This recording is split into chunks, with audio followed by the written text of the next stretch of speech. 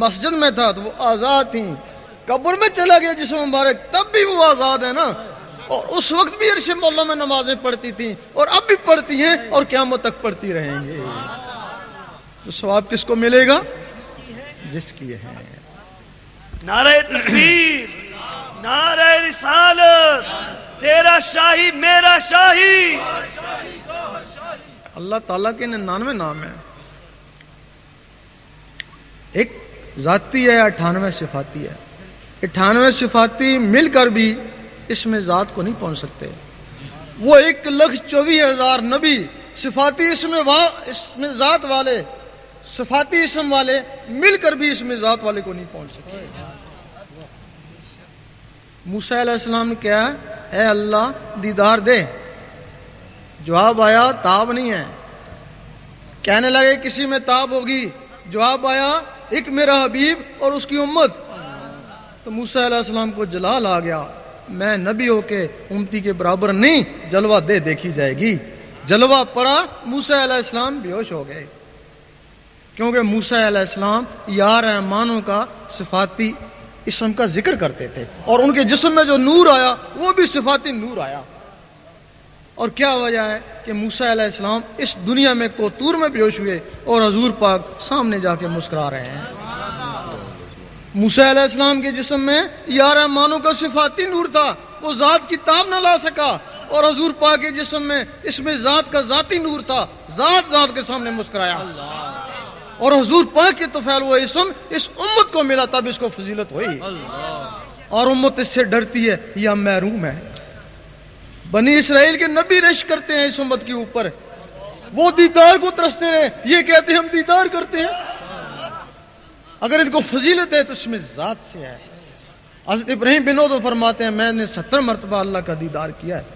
حضرت امام ابو حنیفہ فرماتے ہیں میں نے 99 دفعہ اللہ کو دیکھا ہے۔ سلطان صاحب فرماتے ہیں ادھر دیکھتا ہوں مخلوق نظر آتی ہے، اوپر دیکھتا ہوں اللہ نظر آتا ہے۔ تیرا شاہی میرا شاہی، دنیا پر ہے کس کی شاہی؟ یہ اس میں ذات کسی نبی کو نہیں ملا تو حضور پاک کو ملا۔ حضور پاک کے بعد 9 صحابہ کرام کو ملا جنہوں نے اس کو پھیلایا۔ یہ چشتی، نقشبندی، قادری اسی میں سے آتے ہیں۔ پہلے 9 تھے، اب 4 رہ گئے، 4 بھی ایک کٹ گیا، سہروردی 3 رہ گیا، 3 رہ گیا اب۔ اچھا، پھر 9 صحابہ سے پھر ان 12 اماموں کو جو وقت کے غوث تھے اجتماعی طور پہ پھر ان کو دے دیا گیا، پھر انہوں نے اس کو پھیلایا۔ پھر 12 اماموں سے لے کے انفرادی طور پہ غوث پاک کو دے دیا گیا، تب آپ غوث اعظم کہلائے۔ اب پھر غوث پاک کو حکم ہوا ہے کہ اب تم اس کو آگے پھیلاؤ۔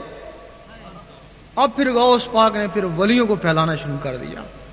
اب جو اس میں ذات غوث پاک کے پاس ہے، آپ کو کہیں سے بھی حاصل ہو جائے سمجھیں کہ آپ غوث پاک سے ہی آپ کو اس میں ذات حاصل ہوا ہے۔ سبحان اللہ۔ پھر جب یہ ولیوں تک پہنچا، ان کے سینوں تک پہنچا، پھر اس کے بعد یہ بگڑنا بھی شروع ہو گیا۔ بگڑا کیسے؟ ولی تھا، اس میں ذات لے کے آیا، لوگوں کو اس میں ذات سکھایا، قلب کا اس میں ذات سکھایا۔ جب وہ دنیا سے چلا گیا اس کا بیٹا ولی بن کے بیٹھ گیا۔ ولایت وراثت نہیں تھی، اگر وراثت ہوتی تو نبوت ہوتی نا، بے شک بھئی نبوت ہوتی نا، وراثت، نبوت اعلیٰ مقام ہے نا ولایت سے۔ اگر نبوت وراثت نہیں ہے تو ولایت کیسے وراثت ہو سکتی ہے؟ اگر نبی کا بیٹا نبی نہیں ہو سکتا تو ولی کا بیٹا ولی کیسے ہو سکتا؟ واہ سبحان اللہ۔ پھر کیا ہوا؟ پھر اس کا بیٹا وہ ولی بن کے بیٹھ گیا، وہ صدیوں سے یہ رسم چلنا شروع ہو گئی۔ ہو سکتا ہے ان میں کوئی ایک آدھ ولی آ بھی جائے، لیکن ان کی ساری اولاد ولی تو نہیں ہو سکتی ہے نا۔ اب ہمارے لوگ ان گئے، جا کے بیعت ہونا شروع ہو گئے، جا کے پوچھا، کچھ سنا تھا کہ قلب کا بھی معاملہ ہوتا ہے۔ کہنے لگے یہ تو بڑا مشکل کام ہے، جنگلوں میں جانا پڑتا ہے، یہ تو بڑا جلالی ہے، تو پاگل ہو جائے گا، کیا تو جنگل میں جائے گا؟ بہتر ہے کہ تو وہ شجرہ شریف پڑھ لیا کر، اللہ ہاں بس اسی سے رب تجھ پہ راضی ہو جائے گا۔ وہ بیچارہ ساری عمر شجرہ شریف پڑھتا رہا۔ شجرہ شریف سے صرف صرف شناخت ہوئی نا کہ اس ولی کی کس سے نسبت ہے، اور تو اس میں کچھ نہیں ہے نا، واہ واہ واہ صرف شناخت ہی نا. سبحان اللہ. وہ شجرہ شریف پڑھتا رہا، آخر میں اس نے بھی گھر میں وہ رکھ دیا ایک طرف. پھر آگے ہمارے عامل تھے، انہوں نے دیکھا یہ خالی پیلی گدی نشین سے زیادہ نشین، اگر یہ بیعت کر سکتے ہیں تو ہم بیعت نہیں کر سکتے. وہ ہمارے تعویذ لکھنے والے، انہوں نے بیعت کرنا شروع کر دی. جب بیعت کرنا شروع کر دی تو مریدوں نے کہا بھئی اب قلب کا سلسلہ، انہوں نے کہا بس یہ ہے کہ خلق خدا کو راضی رکھو، ان کو فیض پہنچاؤ اور یہ تعویذ لکھ کے ان کو دو، بس اسی میں اللہ مل جائے گا. وہ بھی تعویذ لکھنا شروع ہو گئے. خیال اب ادھر چلا گیا نا تعویذوں کی طرف، ان کا خیال شجرے کی طرف چلا گیا نا، وہ اللہ کو بھول ہی گئے نا. اس کے بعد ہمارے عالموں نے دیکھا بھئی ہم تو ان سے بہتر ہیں، اتنا علم جانتے ہیں، اگر انہوں نے 10-20 آدمی پیچھے لگا لیے تو ہم نہیں کر سکتے ایسا. وہ عالموں نے بیعت کرنا شروع کر دی. جب عالموں نے بیعت کرنا شروع کر دی تو مریدوں نے کہا کہ کچھ قلب کا معاملہ، بس منطق سیکھ لو، فلسفہ سیکھ لو، بحث کرنا سیکھ لو. پھر کیا ہوا کہ نیم حکیم خطرہ جان، نیم ملا خطرہ ایمان. تیرا شاہی میرا شاہی، دنیا پر ہے کس کی شاہی، میرا ماہی تیرا ماہی. پھر وہ جو ان کے مرید تھے وہ بحث مباحثے میں لگ گئے، ہر جگہ بحث مباحثہ شروع ہو گیا. پھر ہمارے مفتیوں نے دیکھا یہ تو ہمارے شاگرد تھے عالم، ان کے اتنے مرید ہو گئے تو ہم کیوں پیچھے رہ جائیں. ان کے ہم بھی بیعت کرتے ہیں جی، آ جاؤ. اور بیعت شروع ہو گئی.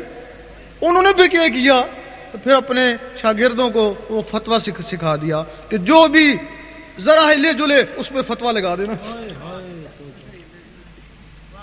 ہمارے بغیر جو بھی ہلے جلے اس پہ فتویٰ لگا دینا، اور تم اس کا ثبوت ہم تمہیں دیتے ہیں. ابھی روحانی سفر کو دیکھ لو، اس کے اوپر جو فتوے لگائے انہی کے شاگردوں نے لگائے نا بھائی، انہی مفتیوں کے شاگردوں نے فتوے لگائے نا. اور اس کے پڑھ کے دیکھو آیا اس پہ فتوے لگتے ہیں یا نہیں. لبیک لبیک الجہاد الجہاد الجہاد الجہاد. اب امت بالکل اس مزاج سے دور چلی گئی. اب ان کو پتہ ہی رہا کہ اس میں ذات بھی ہوتا تھا. یہ کہنے لگے ہوتا تھا لیکن پرانے زمانے میں، اب نہیں ہے. لیکن جس دن یہ اس میں ذات دنیا سے چلا گیا، دنیا کو حق ہی نہیں ہے زندہ رہنے کا، اسی دن قیامت کو آ جانا ہے. یہ اس میں ذات ہر زمانے میں، صرف ہے کہ اس کی شناخت نہیں ہے. اس وقت جتنے بھی آدمی ہیں کسی نہ کسی سے بیعت ہوں گے. ہر شخص اپنے پیر کو ولی سمجھتا، تب اسے بیعت ہوا نا، کیونکہ بیعت ولی کی ہوتی ہے. اب سارے تو ولی نہیں ہو سکتے ہیں نا، سب کے پیر ولی نہیں ہو سکتے ہیں. اس وقت دنیا میں 360 ولی ہوتا ہے، 40 ابدال ہوتا ہے. ابدال کو بھی اجازت نہیں ہے کہ وہ بیعت کرے. صرف غوث اور کتب، ایک غوث 3 کتب، وہ ابدال، ایک غوث 3 کتب وہ بیعت کے مجاز ہیں، یا ان کے آگے خلیفے. اب جدھر بھی جاؤ غوث زمان اور کتب زمان، غوث زمان اور کتب زمان. اب ان کو پہچاننا بڑا مشکل ہو گیا. ولی کو ولی پہچانتا ہے، ولی کو ولی پہچانتا ہے، چور کو چور پہچانتا ہے.